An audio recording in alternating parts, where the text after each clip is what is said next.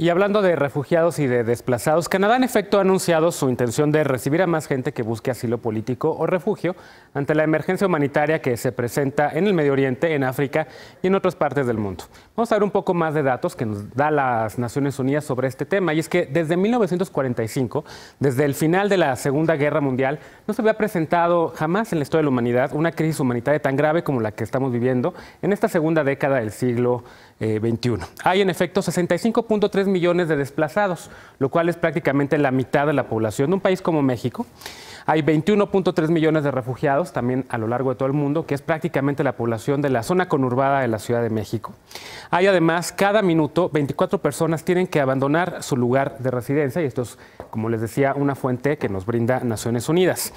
Hay naciones que viven la guerra civil, el hambre, crisis económicas o la inseguridad, que son las principales causas por las que muchas personas salen de sus países para buscar refugio o asilo político en otros lados. De acuerdo con cifras también de la ONU, son estos tres países que tienen en sus pantallas, en primer lugar Siria, Afganistán y Somalia, los que prácticamente tienen el 53% de la población de refugiados en el mundo.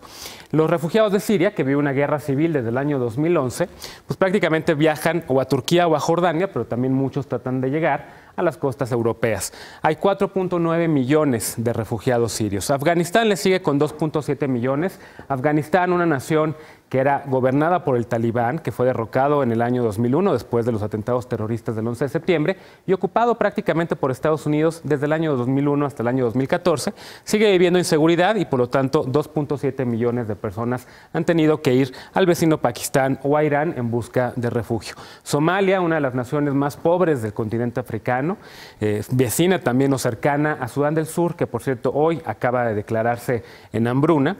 Somalia ha expulsado a 1.1 millones también de personas que van principalmente a Yemen a trabajar en la construcción de algunas de las torres que hay por allá, o a Kenia también, y estos también son datos de Naciones Unidas. Pero ¿a dónde van las poblaciones de refugiados, además de estas otras partes del mundo, y de desplazados de estos y otros conflictos? Principalmente se quedan en el Medio Oriente y en el norte de África. Un 39% de la población refugiada se queda en esa zona, viaja a los países contiguos.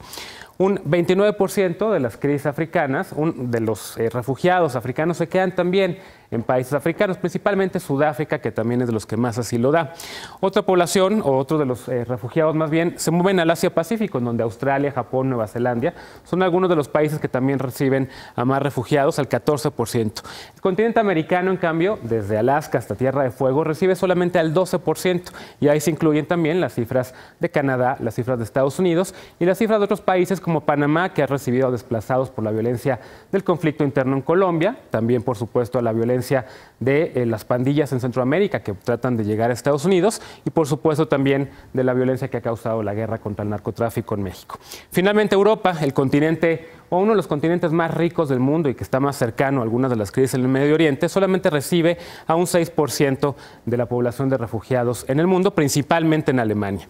¿Quiénes son los países que más recibieron en 2016? Turquía, con 2.5 millones de asilo y de refugio que ha brindado. Pakistán, 1.6. El Líbano, 1.1 millones, y son datos de Naciones Unidas. Es importante recordar que refugiado y reasentado no son lo mismo.